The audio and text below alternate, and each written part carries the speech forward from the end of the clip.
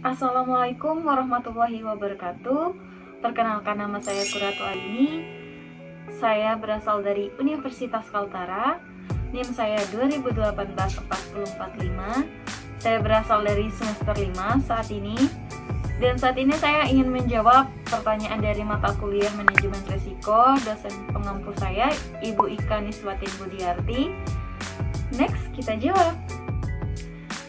Baiklah, di sini saya mau menjawab dari pertanyaan yang ada. Di sini ada 6 soal dan sebelumnya juga ada paparan atau pernyataan yang harus dibaca dulu. Dari pernyataan tersebut, di sini ada pertanyaan nomor 1. Menurut saya, bagaimana mengantisipasi krisis seperti ini? Jadi, bagaimana mengantisipasi krisis pada masa pandemi COVID-19? Jadi, menurut penjelasan saya, di sini ya, bahwa yang harus kita ketahui sendiri bahwa krisis merupakan suatu keadaan yang datang secara tiba-tiba dan kita pun harus menanganinya secara cepat dalam waktu yang sangat singkat. Jadi dalam krisis ini kita harus mencari solusi untuk menyelesaikan masalah ini harus dengan cara yang cepat. Nah, di sini menurut Jamaluddin Ancok, profesor dari Universitas Gadjah Mada, di sini ada 4 tahapan krisis. Yang pertama ada tahap gejala krisis, di mana di sini sinyal sebenarnya sudah nampak, tapi dampaknya belum dirasakan. Jadi misalnya COVID-19 ini pertama kali muncul itu sebenarnya sudah ada, tapi belum banyak masyarakat yang mengetahui dan merasakannya. Kemudian pada tahap kedua, di sini ada tahap akut. Di sini krisis sudah mulai dirasakan akibatnya. Jadi pada tahap kedua ini kita langsung saja menyebut COVID-19 ini sudah banyak sekali dirasakan oleh masyarakat. 3, ada tahap kronis, di mana tahap ini harus ada turun tangan langsung dari pemerintah karena krisis ini atau pandemi ini sudah sangat meluas dan terkena banyak hajat manusia, atau pandemi COVID-19 ini sudah banyak terkena dan mungkin menurut saya hampir di seluruh dunia ya terkena dari dampak COVID-19 ini. Kemudian di sini yang keempat ada tahap pemulihan. Di sini organisasi pun harus berbenah dan beradaptasi dengan keadaan pasca krisis ini sambil terus memonitor apakah krisis sudah benar-benar berlalu seperti itu. Jadi kayak harus dievaluasi lagi. Jadi dari keempat tahap ini itu dapat mengantisipasi krisis yang terjadi. Seperti itu ya teman-teman. Jadi kita lanjut lagi ke nomor 2. Teman-teman, di sini saya membuka masker ya karena kebetulan hanya di rumah saja. Jadi saya buka. Lanjut ya, kita ke pertanyaan langsung ke nomor 2. Benarkah penerapan manajemen risiko tidak cukup untuk menangkal krisis? Jadi kita langsung masuk ke sini. Berkaitan dengan antisipasi krisis, tahapan paling penting dari proses manajemen risiko adalah perumusan konteks. Dalam perumusan konteks ini, melalui proses komunikasi dan konsultasi yang intens, organisasi harus mendata semua batasan-batasan strategis yang dimilikinya. Pendataan tersebut dapat ditelusuri menggunakan metode SWOT. Kita pernah tahu ya metode SWOT itu.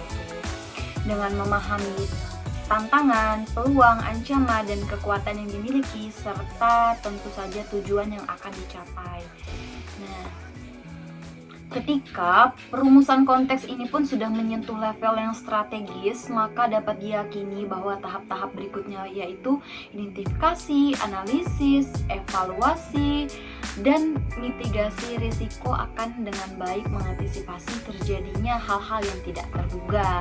Misalnya aja pada tahap identifikasi ya teman-teman, alih-alih mengabaikan risiko tertentu, risiko tersebut akan ikut diidentifikasi.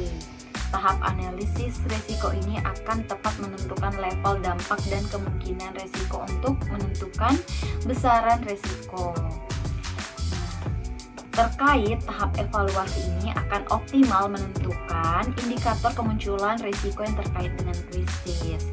Nah, jadi dari uraian yang telah saya jelaskan di sini bahwa dapat disimpulkan manajemen resiko sendiri yang dipicu oleh budaya sadar akan resiko yang kuat didukung dengan perencanaan yang menyeluruh dapat mengantisipasi krisis yang tidak terduga dan juga meminimalisir dampaknya apabila krisis benar-benar terjadi. Seperti itu. Kita lanjut ke nomor 3. Pertanyaan nomor 3. Hubungan atau kaitan manajemen krisis dengan manajemen risiko. Nah, di sini untuk kaitannya sendiri, penetapan konteks yang baik dan menyeluruh dalam manajemen risiko akan membantu mengenali krisis pada tahap pertama, yaitu seperti gejala krisis. Mengacu kepada penjelasan sebelumnya, langkah tepat pada tahap krisis akan sangat menentukan ketika krisis sudah berada pada tahap lanjut. Selain itu, penetapan rencana kontingensi pada tahap mitigasi risiko juga dapat membantu mengatasi krisis yang benar-benar terjadi. Perumusan rencana kontingensi ini yang baik akan berguna untuk menurunkan dampak dari krisis tersebut. Pertanyaannya, langkah apa saja yang dapat dilakukan dalam menerapkan manajemen risiko secara efektif di masa pandemi ini? Baik, di sini saya akan menjawab dengan 5 langkah. Yang pertama ada mengidentifikasi risiko, yang kedua ada menganalisis risiko, yang ketiga ada mengevaluasi risiko. Nah, untuk mengevaluasi risiko sendiri ini seperti COVID-19 ini emang tingkat keparahannya berbeda-beda di setiap wilayah atau tempat, tetapi pemerintah ataupun penanggung jawab manajemen risiko harus rutin melakukan evaluasi seperti itu. Kenapa?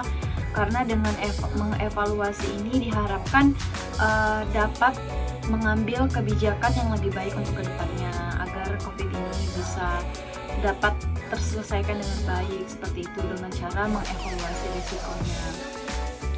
Kemudian di sini ada langkah keempat, yaitu mengantisipasi risiko. Kemudian langkah kelima atau langkah terakhir di sini ada memantau dan meninjau risiko. Nah, proses manajemen risiko di masa pandemi ini bisa dilakukan sembari mengupayakan perbaikan berkesinambungan. Nah, hanya membuat pandemi cepat berlalu, tetapi juga manajemen risiko yang tepat juga menjadi persiapan penting untuk menghadapi krisis serupa yang akan datang atau di masa depan. Ya, menurut Anda di masa pandemi seperti ini, apakah asuransi bisa menjadi solusi atau pilihan terbaik dalam meminimalisir adanya risiko? Di sini semua asuransi sendiri seakan telah menjadi kebutuhan di saat yang darurat. Terlebih lagi di masa pandemi seperti yang terjadi saat ini, COVID-19, dengan kita memiliki asuransi, kita diharapkan bisa lebih tenang dan terjamin lantaran ada pencegahan dan perlindungan dari risiko yang merugikan. Di sini pun saya akan sedikit menjelaskan ada manfaat dengan memiliki asuransi. Yang pertama adalah mengurangi potensi kerugian. Pandemi COVID-19 ini telah mengakibatkan tingkat pengangguran dan PHK yang masih pasif di seluruh dunia.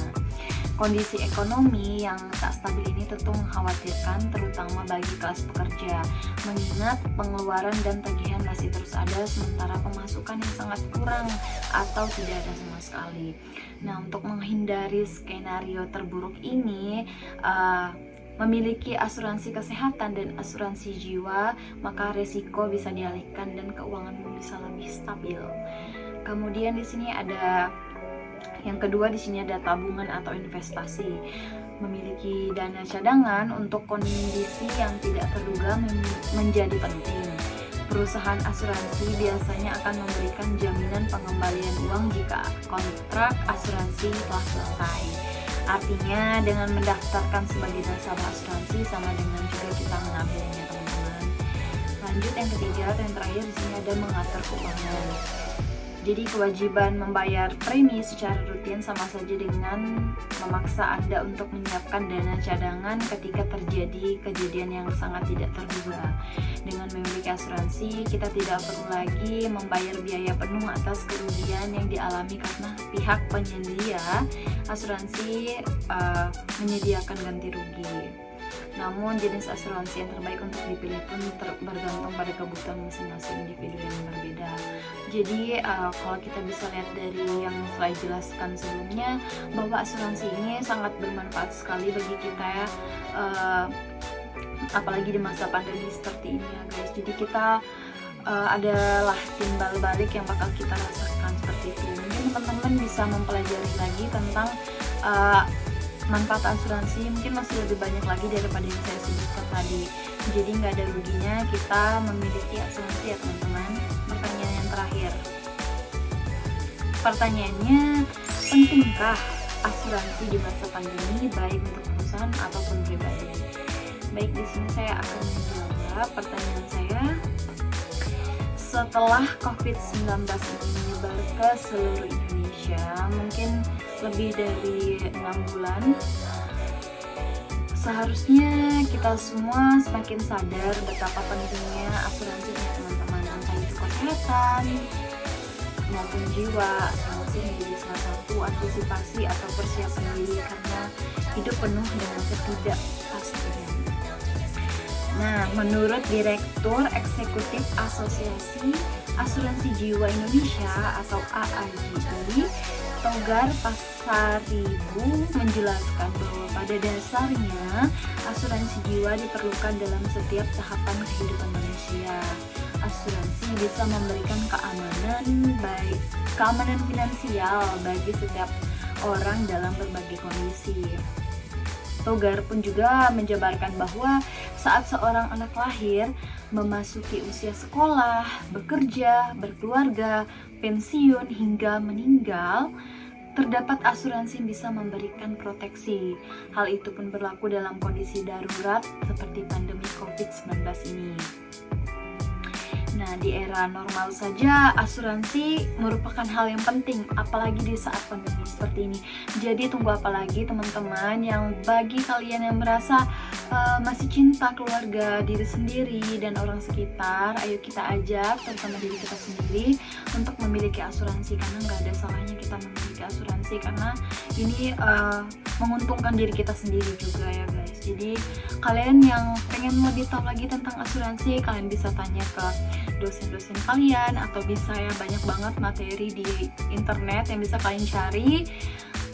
Jadi lebih baik kita mencegah daripada mengobati teman-teman. Terima kasih, ini saja yang bisa saya jelaskan dari paparan jawaban saya. Saya mohon maaf apabila ada kesalahan atau kekurangan dalam penjelasan saya. Wabillahi taufiq wal hidayah. Wassalamualaikum warahmatullahi wabarakatuh. Jangan lupa pakai masker